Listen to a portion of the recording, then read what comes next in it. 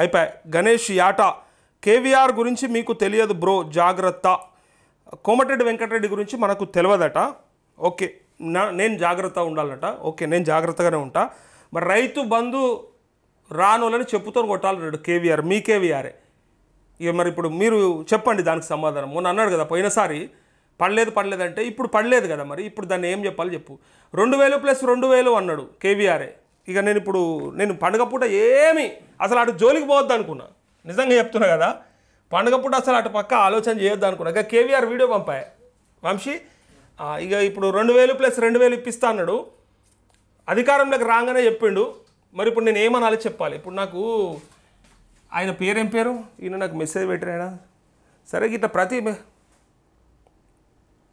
ఇక్కడ ఆల్రెడీ ఉంది కదా. ఇగో చిందం బాలకృష్ణ పెట్టగానే ఉన్నాడు దానికి. కోమటిరెడ్డి వెంకటరెడ్డి కేటీఆర్ నువ్వు 2000 పెంచిస్తున్నావా, మళ్ళీ ఒరే కేటీఆర్ అన్నాడు ఆ రోజు, విన్నావా బ్రదర్? సరే మీరు గణేష్ ఆట ఎవరైతే అన్నారో మీరు ఎవరిని అంటారు, నన్ను అంటుర్రో లేకపోతే చిందం బాలకృష్ణ అంటున్నారో తెలియదు కానీ యూరియా దొరకక చాలా ఇబ్బంది పడుతున్నారట ఏర్కొండ యాదయ్య. సుషిరా ఫస్యుద్దీన్ సయాద్ 2 లక్షల రుణమాఫీ గురించి చెప్పండి అన్న. ఓకే, అంజయ్య కరీనా పెద్ద పెద్ద పార్టీల కన్నా మీరు ప్రజల పక్షాన్ని నిలవడం అభినందనీయం అంటూ.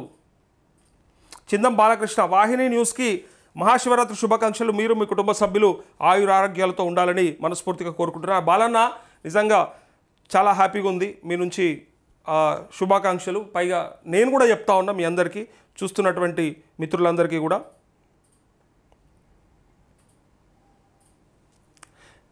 చిందం బాలకృష్ణ అన్నగారు మాది గజ్వేల్, మా ఊర్లో చాలామంది రైతులు ఉన్నారు. ఒకసారి మీరు టైం ఇస్తే ఇంటర్వ్యూ చేయడానికి వెళ్దాం. దాంతోపాటు అక్కడ ఒక పార్క్ కూడా ఉంది, ఆ పార్క్ గురించి కూడా ప్రజలందరికీ తెలిసేలా చేద్దాం. పక్కా బాలకృష్ణ గజ్వేల్ కదా, సరే నేను ప్లాన్ చేసుకుంటా. నాకు మీరు గ్రూప్లో ఉన్నట్టు లేదా వాట్సాప్లో ఒకసారి నాకు మీ నెంబరు అండ్ మీ డీటెయిల్స్ అడ్రస్ కూడా పెట్టండి, నేను మీకు కాల్ చేస్తా. దాని ప్రకారంగా నేను ఖచ్చితంగా మాట్లాడతా. Okay, Bhimesh good morning Naresh అన్న, నీది నిజాయితీ ధర్మంగా ఉందని రోజులు బీరు బిర్యానీ గాలు ఇలా కామెంట్లు పెడతారు. Okay okay. కమతం బాల్చందర్ అన్న ఆధార్ నెంబర్ మిస్టేక్ ఉన్నవి రుణమాఫీ కాలేదన్న. కరెక్ట్ అన్న, ఎస్. ఇంకా చేస్తామని చెప్పిండ్రు. ఎవరెవరు అయితే ఇంకా పెండింగ్ ఉన్నాయో వాళ్ళందరికీ కూడా కంప్లీట్ చేయాల్సినవి ఉన్నాయి. సో కోమటిరెడ్డి వెంకటరెడ్డి ఆనాడు సరే కేవీఆర్ గురించి తెలియదని ఆయన అన్నాడు, నన్ను అన్నాడు, అన్నాడు. కానీ ఎంత బాధ అనిపిస్తుంది అంటే మరి మీరు చెప్పేటినాడేమో పెద్ద పెద్ద మాటలు చెప్పి ఇవాళ దానికి సంబంధించింది మాట్లాడకపోతే ఖచ్చితంగా అడుగుతారా అడగరా ఒక్కసారి చెప్పండి. ఎమ్మెల్యేలను అడుగుతారు, మంత్రులను అడుగుతారు. మరి ఆనాడు ప్రచారంలో మీరు గొప్పగా చెప్పుకున్నారు కదా, మరి ప్రచారంలో చెప్పిన మాటలు ఎక్కడ పోయినాయని అడిగినప్పుడు దానికి సమాధానం చెప్పాలి. కోమటిరెడ్డి మీకు కరెక్ట్ అనిపిస్తే సరే, నాయకుడు గొప్ప నాయకుడు అయి ఉండొచ్చు తెలంగాణ కోసం. నేను కూడా చెప్తున్నా, తెలంగాణ కోసం మంత్రి పదవిని త్యాగం చేసిన మనిషే కుటుంబమే. కానీ ఒక్కసారి మంచిగా చేసిండు అని అట్లాంటి ఇప్పుడు కేసీఆర్ ఒక్కసారి బాగా చేసిండు, ఉద్యమం బాగా కష్టపడ్డాడు, కొట్లాడిండు, తెలంగాణ తెచ్చిండు అని చెప్పి మొత్తం నెత్తి మీద పెట్టుకోలే కదా, మొయ్యలే కదా.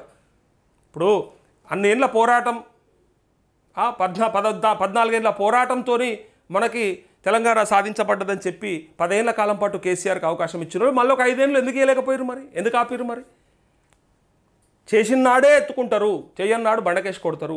దాన్నే ప్రజాస్వామ్యం అంటారు. అంతేగాని నువ్వు ఏమన్నా చెయ్యు, నువ్వు ఎట్లనే చెయ్యు, కట్టుకున్న మొగడు కాదు కదా, సత్యదాకా వాంతోనే ఉండాలి, కాట్లకు కూడా వాంతోనే పోవాలని పాతకాలం ముచ్చట కాదు కదా. అన్నీ మారినాయి. ఇలా నువ్వు చేసినా చేయకుండా నిన్ను ఎత్తుకుంటామంటే నడవది. ఆనాడు మంత్రిగా నువ్వు చేసింది గొప్ప ప్రయత్నమే, కానీ మరి కాంగ్రెస్ ఇవ్వడంలో డిలే చేసింది. మరి అది ఎవరి తప్పు? అది నీ పార్టీయే కదా, నువ్వు ఉన్నావు కదా అందులో. ఇంకోటి దాన్ని బయటకు వస్తే మరి ఇంకా మీరు ఎన్నో చెప్పిర్రు, కేసీఆర్ను దించడానికి మీరు 100 మాటలు చెప్పిర్రు. 100లో 1 2 అని చేసి చూపెట్టాలి కదా. అది లేదా, ఇది లేదా, ఏది లేదా. మళ్ళీ మీ మాటలు కోటలు దాటుతాయి అనేది, అది మాటలు కోటలు దాటుతాయి, మరి చేతలు ఎందుకు గడపలు దాటుతలేవు అనేది అడుగుతూ ఉన్నాం. అంతకుమించి వేరేది ఏం లేదు. ఇక్కడ చూడండి, ఆ బ్రదర్ అన్నదానికి నాకేం కోపం లేదు, ఎవరి మీద ఏమి ఉండదు మాకు. నేను మొదటి నుంచి అదే చెప్తా ఉన్నా. అక్కడ పరిస్థితి ఏంటంటే ఆయన అన్నందుకు మరి ఇది ఎందుకు అవుతలేదని అడుగుతా ఉన్నా. ఇది చేపియాలి కదా, అది ఒక్కదాంతో సరిపోదు కదా.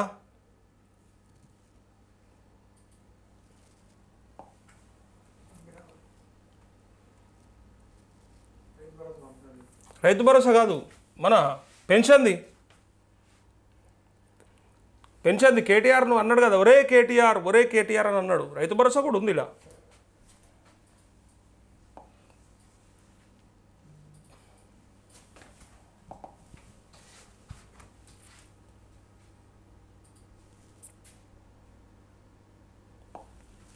షార్ట్స్లో ఉంటుంది అది. రాహుల్ గాంధీ మీటింగ్లో కేటీఆర్ ఇప్పుడు 2000 మేము వస్తే 4000 అని అంటాడు. ఇది చూడండి ఒకసారి. అన్నవారు మీరు చెప్పుతో కొట్టండి, అంత ధైర్యం లేకపోతే బుద్ధిగా ప్రశ్నించండి. విన్నారు కదా. ఇప్పుడు ఈ మాటకి ఏమందాం చెప్పండి. మొన్న రాందానప్పుడు మాట్లాడితే ఈ మాట అన్నాడు కదా, మరి ఇప్పుడు నిజంగానే రాలే కదా, మరి ఇప్పుడు అడగొద్దా? ఇప్పుడు కేవీఆర్ గొప్పోడు అంటివి కదా, మరి గొప్పోడైతే ఈయన మాట ఎందుకు జల్తలేదు అని నేను అడుగుతా ఉన్నా. కేవీఆర్ గొప్పోడైతే ప్రభుత్వంలో మరి రేవంత్ రెడ్డితో నా పని ఎందుకు చేయిస్తలేడు? ఎక్కడ తప్పిదం ఉన్నది ఇది? అయ్యో ఇన్నారు కదా, మళ్ళీ ఒక పారి కూడా అన్నవారు మీరు చెప్పుతో కొట్టండి, అంత ధైర్యం లేకపోతే మమ్మల్ని కొట్టమని చెప్తున్నాడు. ఎవరైతే అడిగినరో అడిగిన వాళ్ళనే చెప్పుతాను కొట్టమని చెప్తా ఉన్నాడు. ఇక అట్లా చెప్పినాక ఇక ఏం చెప్పొస్తుంది ఆయనకు, ఏం మాట్లాడొస్తుంది? మళ్ళీ ఆయన గొప్పోడు అన్నా అని చెప్పబడుతుంది. గొప్పోడైతే మిగిలిన ఎక్కడ పోయినాయి అది నేను అడిగేది. మాకేం ఆయనతోనే పంచాది ఉన్నదా? అట్లా తయారైపోయినరు. మీ గ్యాదర్ కిషోర్ నడితే చెప్తాడు ఆయన ఏంటిదో.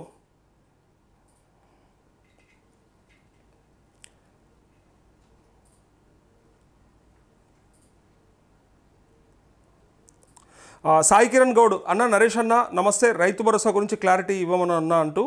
Okay, Sai Kiran Goud. 4th list money పడలేదు నల్గొండ డిస్ట్రిక్ట్ టీజీబీ. శ్రీలతారెడ్డి గారు ఒక మాట ఏమంటున్నారంటే, 4వ విడతల పేరు వచ్చిన వాళ్ళకి పైసలు పడలేవంటే, అమ్మ మొన్న కూడా ఒక 4 రోజుల కింద కూడా పడ్డాయి. అది ప్రణయ్ అని మన లైవ్లో కూడా ఉంటాడు, ఇలా ఈ యూట్యూబ్లో కామెంట్లు కూడా పెడుతుంటాడు, కావాలంటే అడగండి, తనకి పడ్డాయి. మేబీ కంటిన్యూగా వస్తున్నాయి. నాకు ఒక్క ప్రణయ్ ఒక్కడే కాదు, ఇంకొక 10 మంది పెట్టిరు మెసేజ్ నాకు.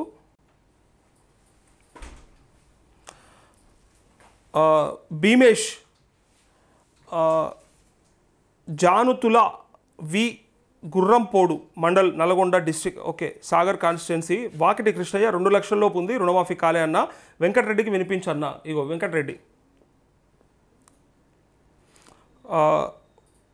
పులింటి సుధాకర్ నమస్తే నరేష్ అన్న, నేను 1,90,000 రుణం తీసుకున్నా, ఇంట్రెస్ట్తో కలిపి 2,02,000 అయింది, రుణమాఫీ అయితే అన్న అంటూ. అయితే నా పైన కట్టే టైం ఉంటుంది, నేను ఖచ్చితంగా చెప్పిన దాని ప్రకారంగా మీరు ఒకసారి కట్టుకుంటారంటే మీకు మాఫీ జరిగే అవకాశం ఆస్కారం పక్కా ఉన్నది.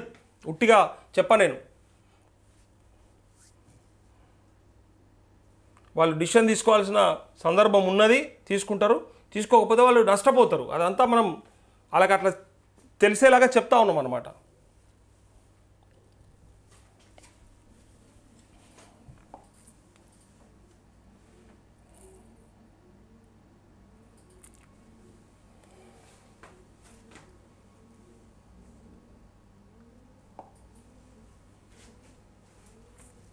ఈరోజు మననే కేటీఆర్ గారు చెప్పిర్రు, 200 ఇచ్చే పెన్షన్ ఇచ్చే కాంగ్రెస్ పార్టీ కావాలా, 2,000 ఇచ్చే టీఆర్ఎస్ కావాలా? అరే కేటీఆర్, ఇక చూసుకో 4,000 రూపాయలు, నెలకు 4,000 రూపాయలు. రేపు మొదటి నెలలే మొట్టమొదటి సంతకం 4,000 రూపాయల పెన్షన్తోని ఇవాళ భారతదేశాన్ని, భారత జాతిని ఏకం చేయడానికి భారత్ జోడో నాకు ఇక్కడ ఏ పాయింట్ కూడా నేను అడగట్లేదు, మొదటి నెల మొదటి సంతకం అంతే. ఇగో రేపు మొదటి నెలలే కేటీఆర్ని తిడితే కూడా నాకు బాధ లేదు. మీరు కేటీఆర్ని తిట్టుకుంటారు, కేటీఆర్ మిమ్మల్ని తిట్టుకుంటారు, మీరు చూసుకోరాది. మీ పంచాయతీ మీదే, మాకు అవసరం లేదు. మీ రాజకీయాలు, మీ పార్టీలు, మీ అవసరాలు, మీకు అవసరానికి తగ్గట్టుగా మీరు బిహేవ్ చేసుకుంటారు, అది వేరే విషయం. ఏ పార్టీని ఎత్తుకోవాల్సిన పని లేదు. ఏ పార్టీ వాడు గొప్పోడు కాదు. నేను గొప్పోడని ఎన్నడూ చెప్పలే, అందరూ దొంగలే అని చెప్పిన. నేను 100 సార్లు చెప్పిన. ప్రతి నాయకుడు, ప్రతి పార్టీ వాళ్ళ మనుగడ కోసమే ప్రయత్నం చేస్తాయి తప్ప నీ భవిష్యత్తు కోసం కాదు అని నేను 100 సార్లు నొక్కి మరీ చెప్పిన. అది అర్థం చేసుకోకపోతే నేను ఏం చెయ్య. కానీ అందులో ఉన్న విషయం మాత్రమే నాకు అవసరం. వాళ్ళు తిట్టుకొని వాళ్ళు గంగల దుంకని కదా, వాళ్ళు మనకి ఇచ్చిన మాట ఏంది, దాన్ని చేస్తా అన్నది ఏంది, చేస్తే మనకి ఇవన్నీ పంచాయతీలు ఎందుకు, ఇదంతా లొల్లేందుకు? ఇగో మొట్టమొదటి సంతకం 4,000 రూపాయల పెన్షన్తోని ఇవాళ భారతదేశాన్ని, భారత జాతిని ఏకం చేయడానికి భారత్ జోడో అయితే మాటలు గిట్లు ఉన్నప్పుడు చేతలు కూడా గంతే ఉండాలి కదా అనేది ఎక్స్పెక్ట్ చేస్తాం. అంతకుమించి వేరే ఏముంటో చెప్పురి. మొట్టమొదటి సంతకం అని చెప్పి ఫస్ట్ నెలనే అని చెప్పి మరి ఏళ్ళకి 14 నెలలు అయిపోయాయి. 14 నెలలు అయిపోయాక అడగమంటారా లేకపోతే అవసరం లేదన్నా లైట్ తీసుకోంటారా? మరి ఇలా సంవత్సరం పైసలు అయితే ఇవ్వాలి కదా అవ్వలకు తాతలకు 2 వేలు చొప్పున ఒక 24,000 అయితే అందరికి అప్పచెప్పాలి కదా. అది చెప్పమని అడుగుతున్నాం తప్ప వేరే ఇక్కడ పర్టికులర్గా వాళ్ళని ఏదో కార్నర్ చేయాలి, వాళ్ళు ఏదో తప్పిదము. మరి కేసీఆర్ 10 ఏళ్ళు ఇది ఇవ్వకపోతే నువ్వు ఏడవన్నావు, కేసీఆర్ 10 ఏళ్ళు అది చేయకపోతే నువ్వు ఏడున్నావు, కేసీఆర్ 10 ఏళ్ళు ఇది చేయకపోతే నువ్వు ఎందుకు అడగలేదు అంటే అది మీ విజ్ఞతకు వదిలేస్తా. ఒకసారి నా పాత ఇంటర్వ్యూలో పాత వీడియోలో పాతయో చూస్తే వాళ్ళకి తెలుస్తుంది, మీకు తెలుస్తుంది, అందరికీ తెలుస్తుంది. నేను ఎప్పుడైనా కూడా ఒకే మాట మీద ఒకే తరీకలు ఉన్నా. అప్పుడు కూడా ప్రభుత్వంనే అడిగినాము. ఇప్పుడు నెత్తో కత్తో ఉన్నోన్నే అడుగుతాం కదా, నెత్తి కాదు కత్తి కాదు అన్నోని పట్టుకొని ఏం అడుగుతావు చెప్పు? నీది నెత్తో కత్తో ఉండాలి ఏదైనా ఒకటి. 2 గాను అడిగి నీకు లాభం ఏమొస్తుంది? అయితే ఇలా ప్రభుత్వం ఏంటిది ఇచ్చే పరిస్థితులు ఉంటుంది, పెట్టే పరిస్థితులు ఉంటుంది, ఇచ్చే పరిస్థితులు ఉంటుంది. కాబట్టి వాళ్ళని అడగాలి. ఏదైనా ఉంటే వాళ్ళే కదా ఇచ్చేది చేసేది. ఇప్పుడు ప్రతిపక్షాన్ని బీజేపీని పట్టుకున్న రుణమాఫీ ఏది, బీఆర్ఎస్ని పట్టుకున్న రైతు భరోసా అని అడగవచ్చు. వాళ్ళు ఇస్తారా? వాళ్ళ చేతిలో ఉందా? ఇచ్చేటోడోడు పెట్టేటోడోడు అది ఏడుంది, అది ఎట్లయితే వస్తుంది. అటు మార్గం ఉండాలి తప్ప ఎంతసేపు నీకు నచ్చదు కాబట్టి గడికి కేసీఆర్ని తిడతా, గడికి బీజేపీని తిడతా, మోడీని తిడతా ఇట్లా ఉండదు. ప్రభుత్వం టు ప్రభుత్వం మాట్లాడాలంటే ఏదో అంటారు గణేష్ టు పెదరాయుడు టు గణేష్ అన్నట్టు ఇటుకెళ్ళి అటు అటుకెళ్ళి ఇటు గింతే. అది ఉంటుంది కదా సినిమా డైలాగు. అట్లనే ఇక్కడ నుంచి అక్కడికి, అక్కడి నుంచి ఇక్కడికే డైరెక్ట్ జర్నలిస్టు ప్రభుత్వం టు జర్నలిస్ట్ అన్నట్టు ఉండాలి. కానీ ఈయనకి నచ్చిందని నాకేదో ఆ పింకు కండువా అంటే ఇష్టమను, లేకపోతే నాకు బీజేపీ అంటే చాలా ప్రాణమను, లేకపోతే కాంగ్రెస్ అంటే గుండెలో పెట్టుకుంటాను అంటే నడవది. ఇక్కడ నిలబడ్డాడు ఎవడైనా సరే చాలా ఇండిపెండెంట్గా చాలా ఇండివిజువల్గా ఉండగలిగినోడైతేనే అవుతుంది తప్ప ఉత్తగా జర్రంతా కూడా ఇట్లా చూపెట్టదు అన్నట్టు. దాన్ని అదేమంటారు కదా మొగ్గు, మనం తక్కెట జోకితే మొగ్గు జర్రంతా కూడా చూపెట్టద్దు, బరబ్బర్ జోకినట్టే ఉండాలి. ఎవరినైనా ఒక్క తరికలనే ఉండాలి. జోకుడు అంటే మళ్ళీ ఆ జోకుడు అనుకున్నారు అన్న బాగానే జోకుతున్నావు అని. గా జోకుడు కాదు. జోకుడు అంటే బ్రహ్మాండంగా ఉన్నది ఉన్నట్టుగా నిక్కచ్చిగా అది ఎవడైనా సరే, మోడీ అయినా సరే, ఈడ బోడీ అయినా సరే, ఈడున్నోడైనా ఆడున్నోడైనా ఎవడైనా సరే అన్నట్టుగా ఉండాలి తప్ప లే అదైతే మంచిగా ఇదైతే చెడ్డగా వీళ్ళది కరెక్టే. మావాడు ఏం చేసినా మంచిగానే, మావాడు ఎట్లా చేసినా మంచిగానే అంటే నిన్ను పిచ్చోడు అంటారు. అట్లుండదు కదా. మంచిని మంచి అను ధైర్యం ఉంటే చెడుని గట్టిగా అడుగు, నీకు ఇంకా ఎక్కువ ధైర్యం ఉంటే.